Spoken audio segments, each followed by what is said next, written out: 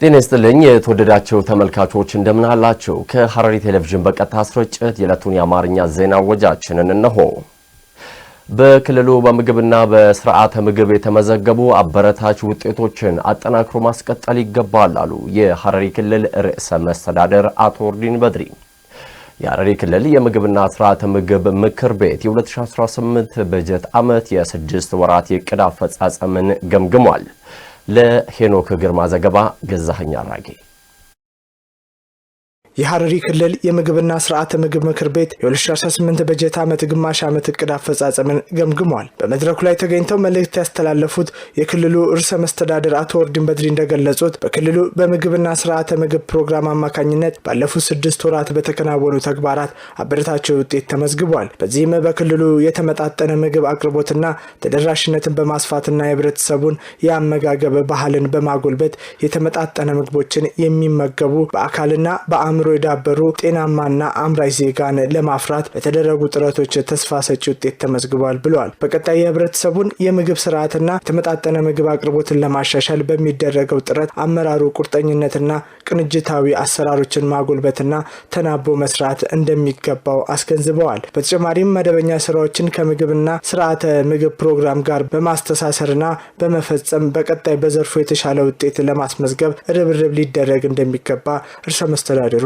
አመላክተዋል። በተለይም የምግብ ስርዓትና የተመጣጠነ ምግብ አቅርቦትን በማሻሻል የህፃናትን መቀንጨር ለመከላከል በሚደረገው ጥረት ውስጥ ምርትና ምርታማነትን ማሳደግና የልማት ትሩፋት ስራዎችን ማጎልበት ወሳኝ እንደሆነም ነው ያስገነዘቡት። ከዚህ ባለፈም በምግብና በስርዓተ ምግብ ላይ በህብረተሰቡ ዘንድ ያለውን የተዛባ አመለካከት ማስተካከልና የተለያዩ የግንዛቤ ተግባራትን ማስፋት እንደሚገባ ገልጸዋል። ከምርት ጀምሮ እስከ ኮንሰፕሽን ያለውን በሙሉ በአግባቡ ሙሉ ቼይኑን ካልሰራንበት ውጤታማ አይሆንም። ሙሉ ቼይኑን ካልሰራንበት ስርዓተ ምግብ ላይ ማለት ነው። ስለዚህ ምርትና ምርታማነትን ማሳደግ የምንችልባቸው መንገዶች ላይ ትኩረት ሰጥተን እንሰራ ይገባል ለማለት ነው። እንደ ምሳሌ ያነሳሁት ግብርናን ነው። ጤናም እንደዛ፣ ውሃም እንደዛ አቅዳችሁ ልትሰሩ ይገባል። ሁለተኛ መግባባት መፍጠር አለብን። ቅድም እንዳልኩት አንዱ ችግራችን የግንዛቤ ችግር ነው፣ የአመለካከት ችግር ነው፣ የአመጋገብ ባህል ችግር ነው። ይህንን ደግሞ ያው በግንዛቤ ነው የምንቀይረው ማለት ነው። አቲቲዩድ ነው እና ሚዲያዎች፣ ትምህርት ቤቶች፣ የኪነ ጥበብ ስራዎች፣ የተለያዩ መድረኮች ይህንን አመለካከት ማለትም በስርዓተ ምግብና በኒውትሪሽን ላይ ያለውን የተዛባ አመለካከት የሚቀይር መሆን አለበት ነው እና አርሶ አደሩ ወተት አምጥቶ እንቁላል አምጥቶ ስጋ አምጥቶ ሽጦ ገዛ ፓስታና መኮሮኒ የሚመገብ ከሆነ ይሄን ማስተማር መቀየር ያስፈልጋል ማለት ነው። የክልሉ ርዕሰ መስተዳድር የምግብና ስርዓተ ምግብ አማካሪ አቶ አብዱናስር አህመድ በበኩላቸው በክልሉ ባለፉት 6 ወራት የዜጎችን የአመጋገብ ባህልን በማጎልበት አበረታች ተግባር መከናወናቸውን ጠቁመዋል። በቀጣይ 6 ወራት በዘርፉ የተሻለ ውጤት ለማስመዝገብ በትኩረት እየተሰራ ስለመሆኑም አቶ አብዱናስር ገልጸዋል። በመድረኩ በክልሉ በምግብና ስርዓተ ምግብ ፕሮግራም አማካኝነት በ2018 በጀት ዓመት ግማሽ ዓመት የተከናወኑ ተግባራት አፈጻጸም ቀርቦ ተገምግሟል። በተጨማሪም የክልሉ የምግብና ስርዓተ ምግብ ማስተባበሪያ ጽሕፈት ቤት መዋቅር መነሻ ጥናት ለምክር ቤቱ ቀርቦ ውይይት ተደርጎበታል። በመድረኩ የክልሉ ርዕሰ መስተዳድር አቶ ኦርዲን በድሪን ጨምሮ ሌሎች የክልሉ የምግብና ስርዓተ ምግብ ምክር ቤት አባላት ተገኝተዋል። የብልጽግና ፓርቲ ወጣቱን በማቀናጀት የበለጸገች ኢትዮጵያን እውን ለማድረግ በትኩረት እየሰራ ይገኛል አሉ በብልጽግና ፓርቲ የሐረሪ ክልል ቅርንጫፍ ጽሕፈት ቤት ምክትል ኃላፊ አቶ አብዱልሐኪም ዑመር። በብልጽግና ፓርቲ ሐረሪ ክልል ቅርንጫፍ ጽሕፈት ቤት ወጣት ክንፍ ለ7ኛው አገራዊ ምርጫ መወዳደሪያ የምርጫ ምልክትና የማኒፌስቶ ማብሰሪያ መርሃ ግብርን አካሂዷል። ገዛኸኝ አራጌ ዝርዝሩን ይዞታል። በብልጽግና ፓርቲ የሐረሪ ክልል ቅርንጫፍ ጽህፈት ቤት ወጣቶች ክንፍ ለሰባተኛው ሀገራዊ ምርጫ መወዳደሪያ የምርጫ ምልክትና ማኒፌስቶ በክልሉ ለሚገኙ ወጣቶች የማስተዋወቂያ መድረክ አካሂዷል። በብልጽግና ፓርቲ የሐረሪ ክልል ቅርንጫፍ ጽህፈት ቤት ምክትል ኃላፊ አቶ አብዱልሐኪም ዑመር በመድረኩ እንደገለጹት ምልክትና ማኒፌስቶ የትብብር የመደመርና ራስን በምግብ በመቻል ሉዓላዊነትን ማረጋገጥን እንደሚያመላክት አብራርተዋል። በተለይም ከለውጥ ወዲህ በራሳችን አፈርና አቅም የምግብ ዋስትናን በማረጋገጥ የምግብ ሉዓላዊነትን ለማረጋገጥ በተሰራው ስራ አመርቂ ውጤት መመዝገቡን ገልጸዋል። ብዝሃነታችን ውበት ድምቀት ሆኖ እህትማማችነትና ወንድማማችነትን በማጎልበት በህብረት የበለጸገች ኢትዮጵያን ለማረጋገጥ በቅንጅት እንድንሰራ የሚያመላክት መሆኑንም አክለዋል። ይህ ምልክት በስራ ዕድል ፈጠራ፣ የቱሪዝም መዳረሻዎችን በማስፋት በአነስተኛና ማዕከለኛ ኢንዱስትሪዎች በማስፋት ለተሰሩ ዘርፈ ብዙ ስራዎች ቃልን በተግባር ማሳያ መሆኑን ጠቁመዋል። ስለ ራስን መቻል ነው ማለት ነው። ስለ ሉዓላዊነት ነው የምናወራው። ለማኝ ሆነን ስለ ሉዓላዊነት ማውራት እንችላለን እንዴ? በፍጹም። ከዚህ አንፃር ይህ ስንዴ ራስን መቻል የስንዴ ነዶ የልመናን ቀንበር ሰብረን በራሳችን አፈርና በራሳችን ላብ ለምግብ ዋስትና የደረስንበትን ስኬት የምናሳይበት ነው ማለት ነው። በብልጽግና ፓርቲ የሐረሪ ክልል ቅርንጫፍ ጽህፈት ቤት ወጣቶች ክንፍ ኃላፊ ወጣት ሙስጠፌ ኢልያስ በበኩላቸው ፓርቲው የትላንቱን ከዛሬ የዛሬውን ከመጪው ትውልድ አስተሳስሮ ለፈጣን ኢኮኖሚያዊ እድገት የወጣቱን አቅም ተጠቅሞ ሀገርን ወደ ብልጽግና ጉዞ እያሻገረ መሆኑን ገልጸዋል። ተዳክማ የነበረች ሀገር እንድታንሰራራ ከተረጅነት ወደ ምርታማነት በመቀየር ወጣቱ ለይስሙላ ሳይሆን በተጨባጭ የልማቱ ተጠቃሚና ባለቤት እንዲሆን መደረጉን አብራርተዋል። ሰባተኛውን ሀገር አቀፍና ክልላዊ ምርጫ የመወዳደሪያ ምልክቱ ስንዴ ናዳ ሲሆን ምልክቱን የሚያመለክቱም እንግዲህ ሁላችንም እንደምናውቀው ትላንትና የይቻላል መንፈስ ኢትዮጵያ ምንም ማድረግ እንደማትችል ሲያስቡ የነበሩ አካላት ኢትዮጵያ ወደ ኋላ እንድትቀር የሚያስቡ የሚሹ አካላት እኛ እንድንረዳ ሁልጊዜም የሰው እጅ እንድናይ ብቻ እንድንሆን በእርዳታ ሲረዱን ነበር። ምን ሲረዱን ነበር? ስንዴ። ያንን ስንዴ እንኳን እንዘራለን እንኳን ብንድል አትበቅልም። ዛሬ ግን ፓርቲያችን ቃሉን ወደ ተግባር ቀይሮ ስንዴ ማምረት ብቻ ሳይሆን ለውጭ ሀገር ኤክስፖርት እናደርጋለን ብሎ ቃል በገባ መሰረት ስንዴን ማድረግ ይችላል። በምግብ በራስ ከመቻል ውጪ ስንዴን ኤክስፖርት ማድረግ ይችላል። እንግዲህ የዚህ ግዙፍ ፓርቲ አባል ስለሆናችሁ ኩራት ሊሰማችሁ ይገባል። ከለውጡ በፊት ለወጣቱ የማይጨበጡ ህልሞች፣ የማይተገበሩ ቃሎችና ተስፋዎችን ይዞ ለዘመናት ተጉዟል። ሆኖም ግን ብልጽግና ፓርቲ ወጣቱ ፖለቲካዊ፣ ማህበራዊ፣ ኢኮኖሚያዊ ተጠቃሚ እንዲሆን በትኩረት እየሰራ እንደሚገኝ አስረድተዋል። የወጣት ስብዕና ማጎልበቻ መዝናኛዎች፣ አቅምና እውቀትን መጨበጫ ቤተ መጻሕፍቶች በሀገሪቱ በስፋት መስራት መቻሉን ጠቁመዋል። የወጣቱ የፖለቲካ ተሳትፎ በማሳደግ ዘላቂ፣ በቂና ጥራት ያለው የስራ ዕድል ለመፍጠርም የትኩረቱ አቅጣጫ አድርጎ በትኩረት እየሰራ መሆኑን ገልጸዋል። በመድረኩም ከፍተኛ የፓርቲው አመራሮች ከየተቋሙና ወረዳዎች የተውጣጡ በብልጽግና ፓርቲ የሐረሪ ክልል ቅርንጫፍ ጽህፈት ቤት ወጣት ክንፍ አባላት ተገኝተዋል። ቀጥለናል። የነገ ሀገር ተረካቢ ትውልድን በበይነ መረብ ከሚፈጸም የህፃናት ጥቃት ለመከላከል በቅንጅት መስራት ይገባል ሲል የሐረሪ ክልል ሴቶች ህፃናትና ወጣቶች ጉዳይ ቢሮ አስታወቀ። ቢሮ በበይነ መረብና ሰው ሰራሽ አስተውሎት አማካኝነት በህፃን ላይ የሚደርሱ ጥቃቶችን በጋራ እንከላከል በሚል መሪ ቃል ቀኑን አክብሮ ውሏል። አብስራ አሰግድ ደግሞ በዚህ ጉዳይ ተጨማሪ አላት። የሐረሪ ክልል ሴቶች ህጻናትና ወጣቶች ጉዳይ ቢሮ በበይነ መረብና ሰው ሰራሽ አስተውሎት አማካኝነት በህጻናት ላይ የሚደርሱ ጥቃቶችን እንከላከል በሚል መሪ ቃል ቀኑን የእግር ጉዞ በማድረግ አክብሯል። የክልሉ ሴቶች ህጻናትና ወጣቶች ጉዳይ ቢሮ ምክትል ኃላፊ ወይዘሮ መፍቷ አልዬ እንደገለጹት የነገ ሀገር ተረካቢ የሆነውን ትውልድ እንደ ሀገር አሳሳቢ የሆነውን በበይነ መረብ የሚፈጸምን የህጻናት ጥቃት ለመከላከል ቤተሰብ ክትትል ማድረግ አለበት ሲሉ ተናግረዋል። ህጻናት ላይ የሚደርስ የሳይበር ጥቃት የሀገርን ህልውና የሚፈታተን ድምጽ አልባ ጦርነት መሆኑንም ተናግረዋል። የሳይበር ጥቃት ታዳጊዎች ላይ ከፍተኛ የስነ ልቦና ጫና የማድረስ አቅም ያለው ስለሆነ ከቤተሰብ አልፎ እንደ ማህበረሰብ የሚደርሰው ተጽዕኖ የጎላ በመሆኑ ህጻናትና ታዳጊዎችን የመከታተል ኃላፊነት የሁሉም መሆኑን ተናግረዋል። ህጻናትን ከበይነመረብ ጥቃት መጠበቅ የነገ ብሩህ ተስፋ መጠበቅ መሆኑን በመግለጽ ቤተሰብ ልጆቻቸውን በመከታተል ኃላፊነታቸው መወጣት አለባቸው ሲሉ መልእክታቸውን አስተላልፈዋል። በሐረሪ ክልል በሳይበር ቴክኖሎጂ ላይ ያተኮረ የግንዛቤ ማስጨበጫ መድረክ ተሰጠ። ስልጠናው የኢትዮጵያ ኢንፎርሜሽን መረብ ደህንነት አስተዳደር ከክልሉ የኢኖቬሽንና ቴክኖሎጂ ኤጀንሲ ጋር በመተባበር የተሰጠ ስለመሆኑ ተነስቷል። ለዘገባው ቤተልሔም ደሴ። በሐረሪ ክልል በሳይበር ቴክኖሎጂ ላይ ያተኮረ ግንዛቤ ማስጨበጫ ስልጠና ለከፍተኛና መካከለኛ አመራሮች ተሰጥቷል። ስልጠናውን የኢትዮጵያ ኢንፎርሜሽን መረብ ደህንነት አስተዳደር ከክልሉ ኢኖቬሽን እና ቴክኖሎጂ ኤጀንሲ ጋር በመተባበር ከኢትዮጵያ ኢንፎርሜሽን መረብ ደህንነት አስተዳደር በመጡ ከፍተኛ ባለሙያዎች ነው የተሰጠው። የሐረሪ ክልል ኢኖቬሽን እና ቴክኖሎጂ ኤጀንሲ ኃላፊ አቶ ጀማል ኢብራሂም በግንዛቤ ማስጨበጫው ላይ እንደገለጹት የሳይበር ደህንነት ማስጠበቅ የተቋማትና አጠቃላይ የዜጎችን የጋራ ጥረትን ይጠይቃል ብለዋል። በተለይ አመራሩ የሳይበር ደህንነትን በተመለከተ ግንዛቤ እንዲኖራቸው በማድረግ የተቋማት አገልግሎት አሰጣጥ ከሳይበር ጥቃት ለመጠበቅ ሊሰራ እንደሚገባ ገልጸዋል። በስልጠናው የሳይበር ደህንነት፣ የሳይበር ዲፕሎማሲ፣ የሳይበር አንድምታ፣ ጥቃትና ተዛማች ርዕሰ ጉዳዮች ላይ ትኩረት አድርጎ መሰጠቱንም ተናግረዋል። በቀጣይም መሰል ስልጠናዎችን በማጠናከር አመራሩ ራሱንና የተቋማቱን አሰራር ከሳይበር ጥቃት እንዲጠብቅ ለማስቻል ትኩረት ተሰጥቶ ይሰራልን ብለዋል። የስልጠናው ተሳታፊ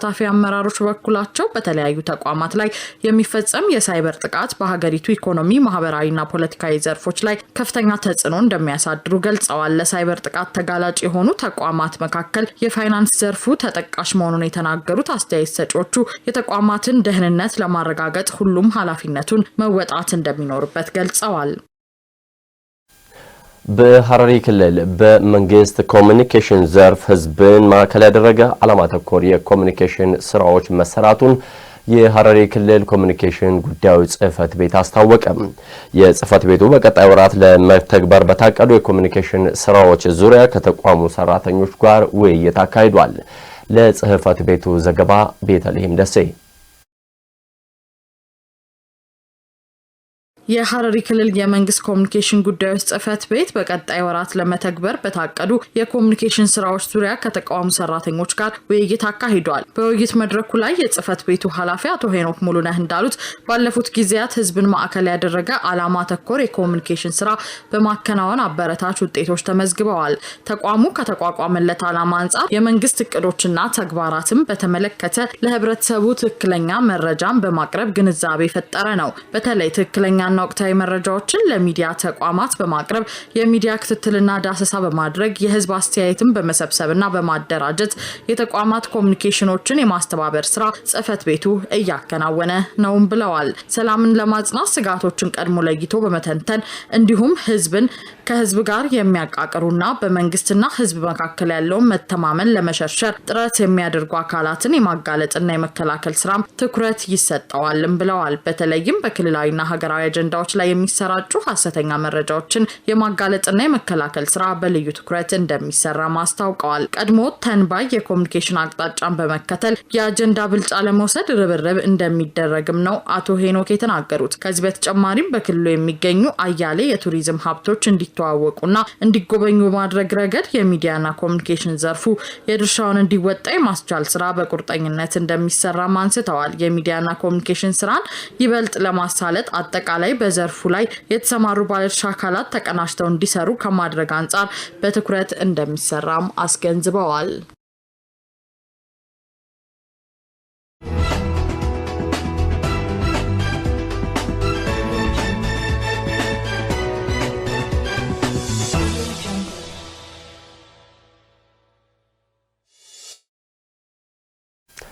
ቀጥለናል። የተወደዳችሁ ተመልካቾቻችን እየተከታተላችሁ የምትገኙት ከሐረሪ ቴሌቪዥን የሰዓቱን የአማርኛ ዜና ወጃችንን ነው። አሁን ደግሞ ከሀገር አቀፍ ምንጮች ወዳገኘናቸው ወሬዎቻችን አልፈናል።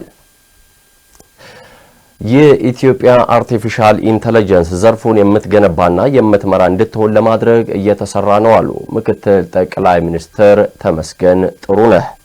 በሌላ ዜናችን ደግሞ 7ኛው ጠቅላላ ምርጫ ነጻ ፍትሃዊና ገለልተኛ ሆኖ እንዲጠናቀቅ ዳኞች ሚናቸውን በአግባቡ ሊወጡ ይገባል ሲል የኢትዮጵያ ብሔራዊ ምርጫ ቦርድ ዋና ሰብሳቢ ወይዘሮ ሜላት ኃይሉ ገልጸዋል። እነዚህና ሌሎች መሰል አገር አቀፍ ወሬዎችን ደግሞ እሌኒ ሽመልስ።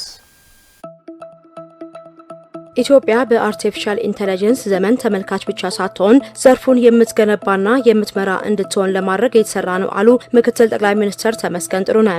ምክትል ጠቅላይ ሚኒስትሩ በዛሬው ዕለት የአርቲፊሻል ኢንተለጀንስ ዩኒቨርሲቲ ፓድ የፈጠራ ማዕከልን ስራ አስጀምረዋል። ማዕከሉ በአፍሪካውያን ለአፍሪካ የሚሆኑ ቴክኖሎጂዎችን በመገንባት ለዓለም ማጋራት እንደሚያስችል ገልጸው ይህም ብሔራዊ መሰረት የሚጣልበት ብቻ ሳይሆን ለአህጉሪቱ ያለንን ፍላጎትና ህልም የምንገልጽበት ነው ብለዋል። ዩኒፓድ አርቲፊሻል ኢንተለጀንስ በዘመኑና በኢንዱስትሪ ደረጃ ያሉ የአርቲፊሻል ኢንተለጀንስ መሳሪያዎችና መዋቅርን የማሸጋገር አቅም ባላቸው የተዋቀረ የፈጠራ ስራ ማዕከል መሆኑን አመልክተዋል። ዩኒፓድ አርቲፊሻል ኢንተለጀንስ ከኢትዮጵያ ዲጂታል 2030 ጋር የሚናበብና የሀገር በቀል የኢኮኖሚ ማሻሻያ አጀንዳን ለማላቅ የሚያስችል እንደሆነም ጠቁመዋል። ማዕከሉ በኢትዮጵያ አርቲፊሻል ኢንተለጀንስ ኢንስቲትዩት በአዲስ አበባ ዩኒቨርሲቲና በተባበሩት መንግስታት የልማት ፕሮግራም ቲምቡክቱ ኢኒሼቲቭ በኩል በተደረገ ጠንካራ ትብብር እውን መሆኑን ተመላክቷል። ዘገባው የፋና ብሮድካስቲንግ ነው።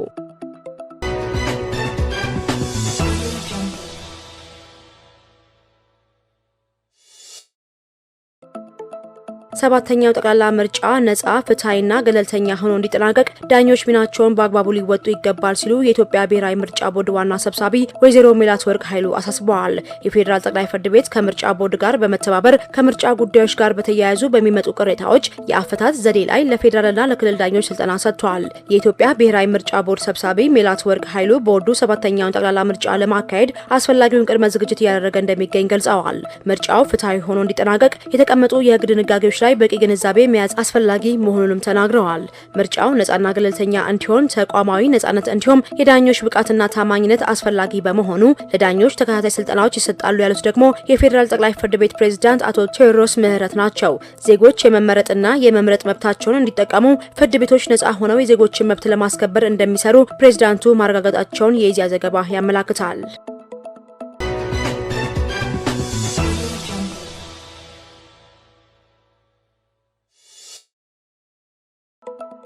በጥናት ላይ የተመሰረቱ የግብርና ማሻሻያ ስራዎች በሁሉም ዘርፎች ተጨባጭ የምርት እድገት እያስመዘገቡ መሆኑን የኢትዮጵያ ግብርና ትራንስፎርሜሽን ኢንስቲትዩት ገልጸዋል። የኢንስቲትዩቱ ዋና ዳይሬክተር ዶክተር ማንደፍሮ ንጉሴ ለኢዜአ እንደገለጹት ለግብርና እድገት መሰረት የጣሉ ጥናትና ምርምሮችን በማከናወን ጥቅም ላይ እንዲውሉ የተደረገ ይገኛል ብለዋል። የኢትዮጵያን የግብርና ስርዓት ለማሻሻል የተከናወኑ የጥናት ስራዎች በሁሉም የግብርና ዘርፍ የምርት እድገትን በማስገኘት ተጨባጭ ውጤት እያመጡ መሆናቸውን ገልጸዋል።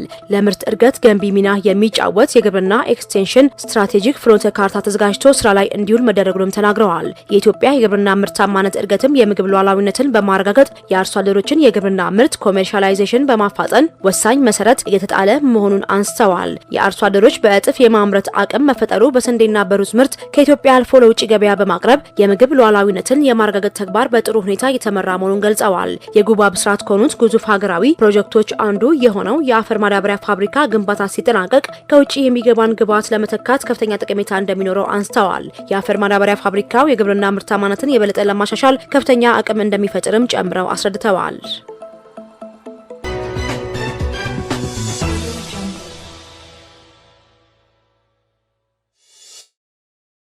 ዘጠነኛው የአፍሪካ ቢዝነስ ፎረም በአዲስ አበባ መካሄድ ጀምሯል። የተባበሩት መንግስታት የአፍሪካ ኢኮኖሚክ ኮሚሽን ከአፍሪካ ህብረት ኮሚሽንና ሌሎች ባለድርሻ አካላት ጋር በመሆን ሁነቱን አዘጋጅተውታል። የአፍሪካን መጻኢ ጊዜ በፋይናንስ መደገፍ ስራና ኢኖቬሽን ለዘላቂ ትራንስፎርሜሽን የፎረሙ መሪ ሀሳብ ነው።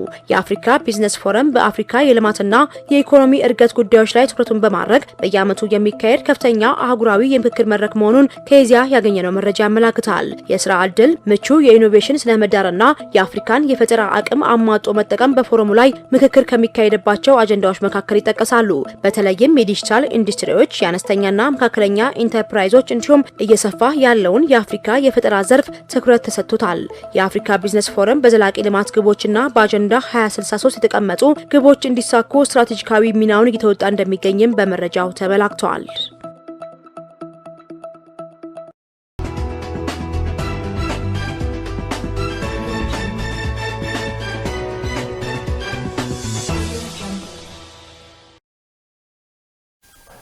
የውጭ ዜና አሁን በፍጥነት እያደገች ወይም የማደግ ተራው የአፍሪካ ነው አሉ ታዋቂው የኢኮኖሚ ባለሙያ ወይንም የኢኮኖሚ ምሁር ፕሮፌሰር ጄፍሪ ሳክስ። ፕሮፌሰሩ አፍሪካ የቻይናና የህንድን ፈጣን እድገት ፈለግ መከተል እንደምትችል ጠቁመው ለዚህም ታዲያ በተናጠል መሮጥ ሳይሆን መላ አፍሪካ ሀገራት በአንድነት ሊቆሙና በጋራ ሊሰሩ እንደሚገባም ጠቁመዋል። ለዘገባው ምስጋናው ኃይሉ። ታዋቂው የኢኮኖሚ ባለሙያ የፖሊሲ ተንታኝ ፕሮፌሰር ጄፍሪ ሳክስ ለአፍሪካውያን ያስተላለፉት መልእክት አህጉሪቱ አሁን ያለችበት ወሳኝ የታሪክ ምዕራፍ የነገ ተስፋን ቁልጭ አድርጎ የሚያሳይ ነው። ፕሮፌሰሩ አፍሪካ የቻይና የህንድ ፈጣን እድገት ፈለግ መከተል እንደምትችል ጠቁመዋል። ለዚህ ስኬት አገራት በየፊናቸው ከመሮጥ ይልቅ በጋራና በቅንጅት መስራት እንዳለባቸው በአጽንኦት አሳስበዋል። አሁን የአፍሪካ ተራ ነው የሚለው አስተሳሰብም አህጉሪቱ ያላትን እምቅ የተፈጥሮ ሀብትና ወጣት የሰው ኃይል ወደ ተጨባጭ ኢኮኖሚ ሲሳይ ለመቀየር የቀረበ ወቅታዊ ጥሪ ነው። የአፍሪካ እድገት እውን ለማድረግ ትልቁ ቁልፍ የአህጉራዊ ነፃ ንግድ ቀጠና ወይም ኤፍሲኤፍቲኤ ማጠናከር፣ ጠንካራ የአቅርቦት ሰንሰለት መዘርጋት ነው። ፕሮፌሰር ሳክስ እንደሚሉት አፍሪካውያን ምርቶቻቸውን እርስ በርስ መለዋወጥ፣ የጋራ ገበያ መፍጠር ሲችሉ የውጭ ኢንቨስትመንትን በከፍተኛ ሁኔታ መሳብ ይችላሉ። ይህ የውጭ ሀገራት ድጋፍን ከመጠበቅ ይልቅ በራስ አቅም የሚመራና በቴክኖሎጂ የታገዘ የኢንዱስትሪ ክፍለ ኢኮኖሚ በመገንባት የአህጉሪቱን ኢኮኖሚ ሉዓላዊነት የሚያረጋግጥ ስትራቴጂ ነው ብለዋል። በተጨማሪም አፍሪካ ካሏት 1.4 ቢሊዮን በላይ ህዝቦች መካከል አብዛኞቹ ወጣት መሆናቸው ለፈጠራና ለፈጣን ዲጂታል ኢኮኖሚ ሽግግር ትልቅ እድል ይሰጣታል። ፕሮፌሰር ሳክስ ለስፑትኒክ አፍሪካ በሰጡት ማብራሪያ አገሪቱ እንደ ታዳሽ ኃይል ያሉ አረንጓዴ ኢኮኖሚዎችን በማስፋት ዓለም አቀፍ ተወዳዳሪነቷን ማሳደግ እንደምትችል ጠቁሟል። ይህ ትብብርና የጋራ ራዕይ ጉዞ አፍሪካን ከድህነት አዙሪት አውጥቶ በ21ኛው ክፍለ ዘመን የዓለም ኢኮኖሚ ሞተር ወደ መሆን እንደሚያሻግራት ይታመናል ብለዋል። የቱርክ ሀገረ ቱርክ ነዳጅ ቆፋሪ መርከቧን ወደ ሶማሊያ መላኳን አስታወቀች። ቱርክና ሶማሊያ እንደ አውሮፓውያን አቆጣጠር በ2014 በባህርና በባህር ዳርቻ የነዳጅና ጋዝ ፍለጋ ለማከናወንም መስማማታቸው ይታወሳል። በዚህ ጉዳይ ዝርዝር ሐሳቡን ደግሞ ባህር ጠንከር በተከታይነት ያቀርበዋል። ቱርክ እሁድ ዕለት ጥልቅ ነዳጅ ቆፋሪ የሆነውን መርከቧን ለመጀመሪያ ተልኮ ወደ ሶማሊያ መላኳን አስታውቃለች። የቱርክ ኢነርጂና ተፈጥሮ ሀብት ሚኒስቴር አልፖልሳን ባይራክታር እርምጃውን ታሪካዊ ብለውታል። መርከቡ ከ45 ቀናት ጉዞ በኋላ ሞቃዲሾ ደርሶ ቁፋሮውን እንደሚጀምርም ነው የተነገረው። ቱርክና ሶማሊያ እንደ አውሮፓውያን አቆጣጠር በ2014 በባህርና በባህር ዳርቻ ላይ ነዳጅና ጋዝ ፍለጋ ለማከናወን ተስማምተዋል። አሁን የተላከውን መርከብ ጨምሮ ነዳጅ የሚቆፍሩ የቱርክ መርከቦች ቁጥር 6 መድረሱን ሚኒስትሩ ተናግሯል ሲል የቱርክ የዜና ወኪል አናዶሉ ዘግቧል። ቱርክ ግዙፍ የባህር ዳርቻ ነዳጅ ፍለጋ በማካሄድ ከዓለም 4ኛ ደረጃ ላይ እንደምትገኝም ተነግሯል። ከአዲሱ የጎርጎሮሳውያኑ ዓመት ወዲህ አገሪቱ በጋዝና ነዳጅ ፍለጋ ላይ ከተሰማሩ የአሜሪካና ዩናይትድ ኪንግደም ኩባንያዎች ጋር ስልታዊ ስምምነትም አድርጋለች። www.harar mass media agency በዩቲዩብ፣ በፌስቡክ፣ በቲክቶክ እንዲሁ በቴሌግራም ገጾቻችን ሌሎች ተጨማሪ መረጃዎችን ማግኘት ትችላላችሁ። የተወደዳችሁ ተመልካቾቻችን ለዕለቱ ለሰዓቱ ያዝንላችሁ ዜናዎቻችን እዚህ ላይ ያበቃሉ። ሲሳይ ዘሪሁን ከመላው ስርጭት ባለሙያዎች ጋር ዜናውን መራሁ። ጤና ይስጥልኝ።